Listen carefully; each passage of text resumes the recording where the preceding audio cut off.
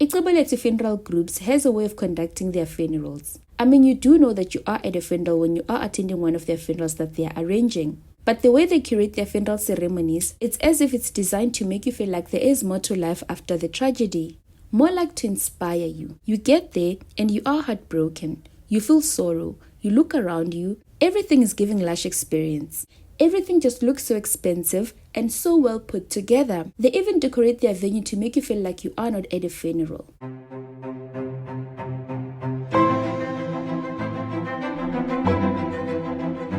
It's in the way their staff caters for you when you are attending a funeral.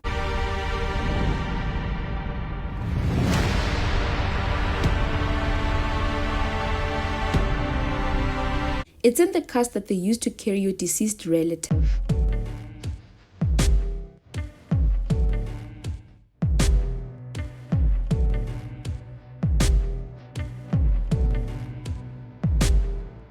You see, when a family member is being buried by Icebolethu, on the actual day of the burial, you would feel like it is not a funeral. On Saturday, June 6, 2026, Icebolethu arranged the funeral ceremony of a prominent church leader in KwaZulu-Natal. The service was done to perfection. And then there was a time where the family wanted to open the coffin and see the body of Dr Thamsanqa Elijah Nkonyane. And nothing could have prepared the family for the shock of their lives. When they opened the coffin, the body was not there. It was a pile of bricks.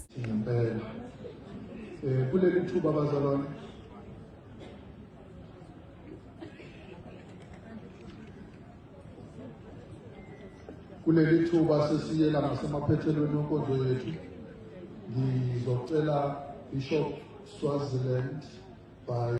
Welcome to True Crime with me, Julia. On this channel, we look into true crime cases that have happened in South Africa. Please subscribe, like, and share this channel to help us grow and keep telling these kind of stories. And I know you have heard a lot of jaw-dropping stories before, but this one here is bizarre. It broke on Saturday, June 6, and as it stands, there is a legal case going on. Please note that the story is currently based on media statements by Icebolethu. It is based on a statement by the police and media reports. So as such, the story is based on allegations at this point. And let's start the story with this interview conducted by the SABC with Dr Thamsanqa's family. This issue of, bricks that were allegedly found inside the coffin, Icebolethu, for example, releasing a statement earlier on to say that that is not true. So what exactly happened? What happened after we served them with the order to interdict the funeral proceedings? The police asked us to wait until the service was finished. And then they said the convoy won't go to the cemetery. Instead, we'll all go straight to Icebolethu after the church service. So we waited for the convoy to finish. And then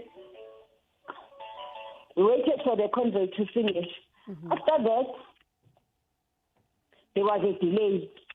People were leaving and we were waiting. There was a long delay where nothing was happening because we were waiting to move into Icebolethu because we were told by the police he's no longer going to the cemetery. We're all going straight to Icebolethu. So later we realized this was taking long and we decided to approach Icebolethu officials and find out what was causing the delay. Mm. So when we went to them, it was Reverend T.K. Mkize who introduced himself as the chairperson of Icebolethu. It was Nomfundo Shabalala, who is the manager in Newcastle for Icebolethu, another guy from Icebolethu, and Bishop Vusikama, who was officiating at the funeral. So we wanted to find out what was causing the delay, and we wanted them to give us the body, maybe call another undertaker to come and take him. And then Mr. Mkize, I'm going to quote his words. He said, "Mina sengicela ukukhuluma iqiniso. Leya casket ayinaye uNkonyane i-empty." Dr Thamsanqa Nkonyane is a very respected church leader. He is the president of the Christian Catholic Apostolic Holy Spirit Church in Zion, which is also known as Inyoni Emhlophe. He is from Osizweni in Newcastle in KwaZulu-Natal. According to a report by Times Live, which was published on Wednesday, June 10, they say Thamsanqa married his wife Dr Nkonyane in 1988. They call her Manqobo. And then it is not clear when or what the details of their relationship are, but Thamsanqa then moved to Durban and he stayed there with his other partner, Priscilla Sizeni Mazibuko. Who is Makhuzwayo? In South Africa, polygamy is a legal tradition, and a lot of people, especially in KwaZulu-Natal, do practice polygamy. But in this case, it is not clear if Makhuzwayo was Thamsanqa's second wife. She is largely referred to as his partner.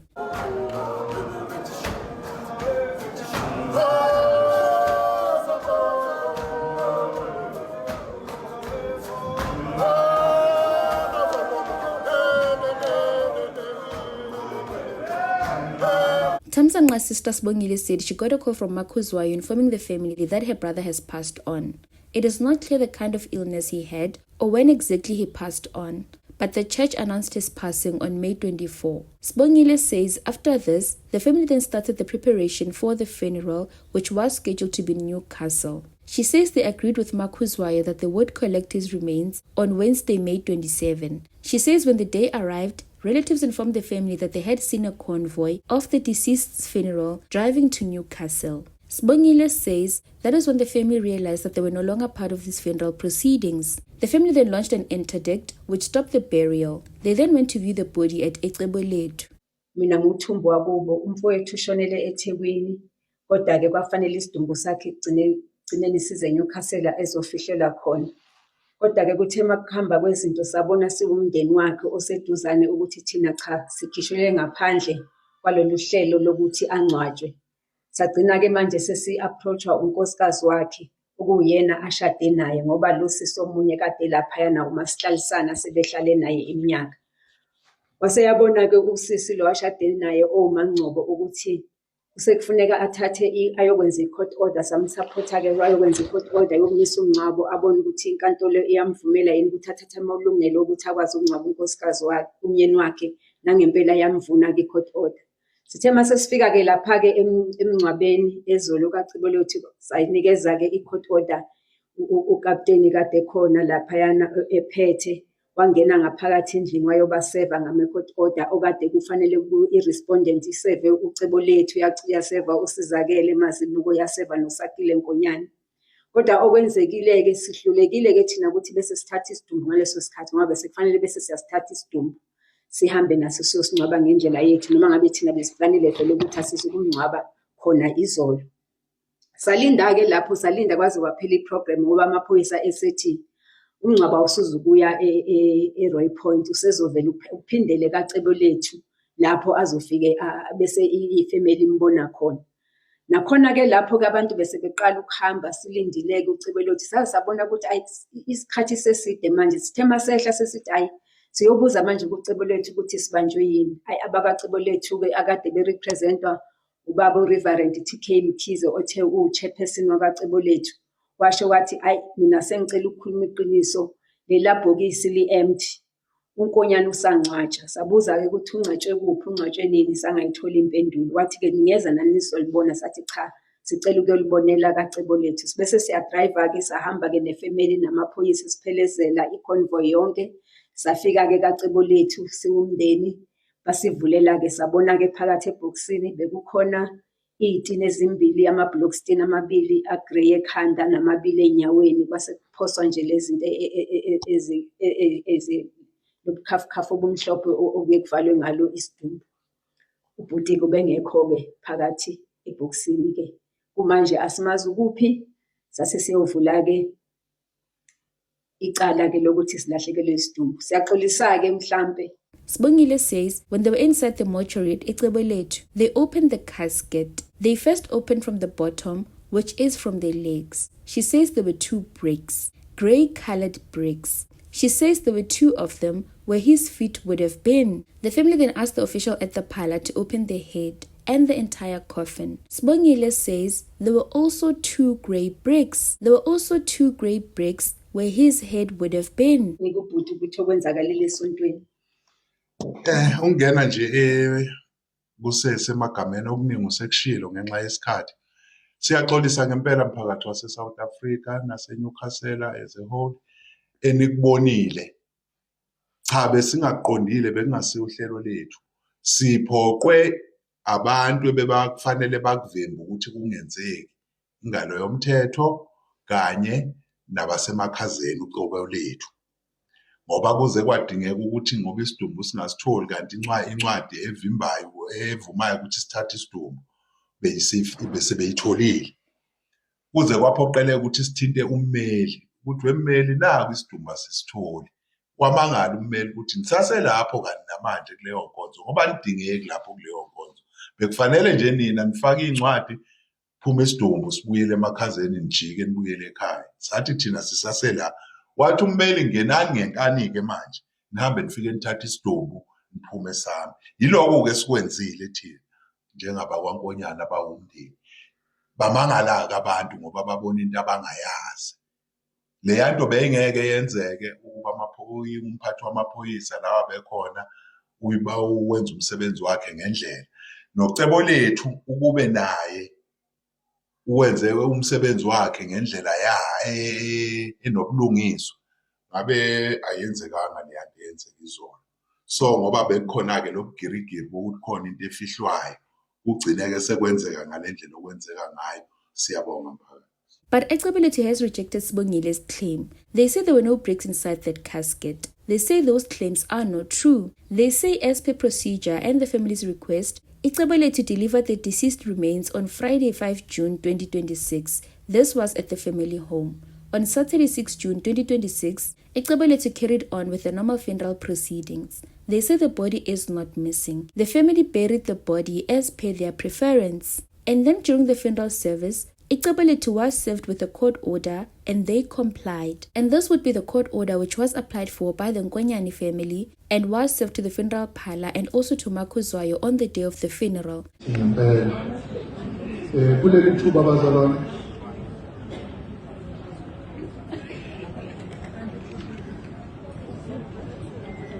Kuleli thuba sesiyela ngasemaphethelweni enkonzo yethu ngizocela Bishop Swaziland by. So at this point, Sibongile is certain that there were bricks inside that coffin, and she says the whole funeral was fake because the actual burial was done earlier and it was done separately.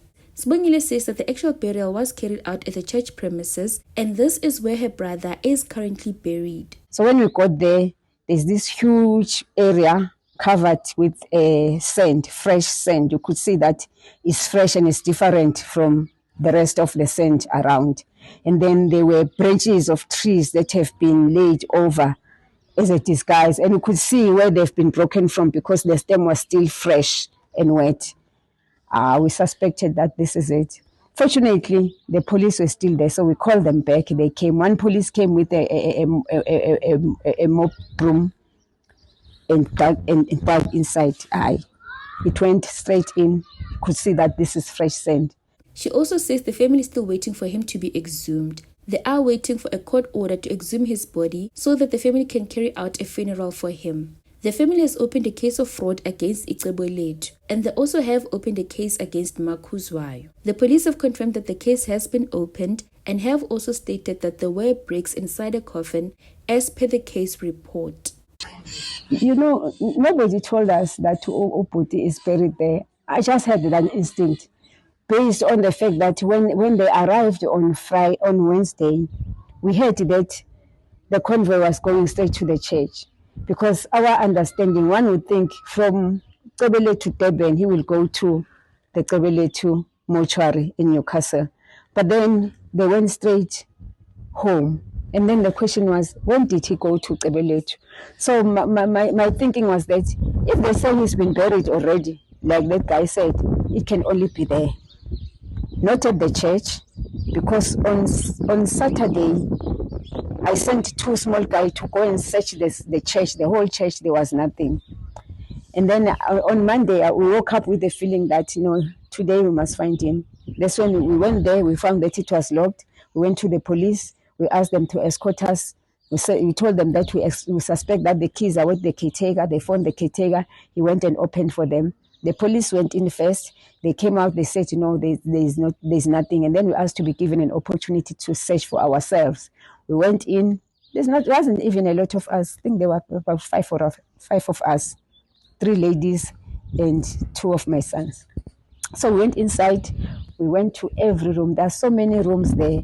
There was nothing until my son went outside That's where now there was this space.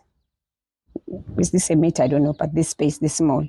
And then within the space, there are 3 levels of building bricks. He just jumped over and we heard him shouting and calling us. We all went there. We jumped and went there. So when we got there, there's this huge area covered with sand, fresh sand. You could see that it's fresh and it's different from the rest of the sand around. And then there were branches of trees that have been laid over as a disguise. And you could see where they've been broken from because the stem was still fresh and wet. We suspected that this is it. Fortunately, the police were still there, so we called them back. They came. One police came with a mop broom and dug inside. It went straight in. You could see that this is fresh sand. So our suspicions, no doubt, is that Ubhuti is there. What are your thoughts on this story? Have you heard of a similar story like this? How did the situation get handled? Let's talk in the comments. Thank you so much for watching. Please stay safe. I will see you on the next one.